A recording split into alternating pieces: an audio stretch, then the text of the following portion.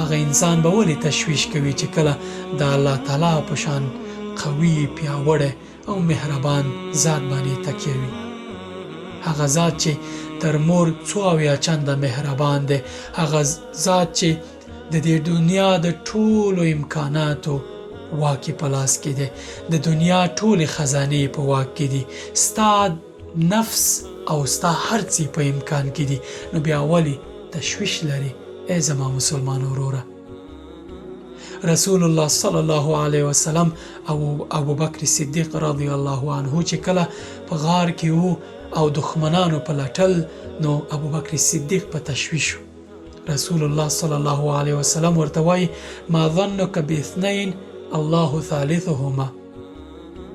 ستا د هغه 2 کسانو په اړه څه فکر دی چې دریم ملاتړی الله پاک وي، الله پاک ورسره وي؟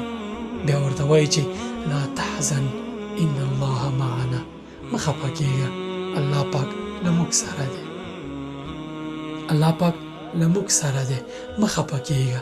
په هر کار باندې ډاډه ورځه، یوازې پر الله تعالی توکل کوه، چې کله ته په هغه توکل وکړې ټول امکانات ستا په ګټه څرخوي.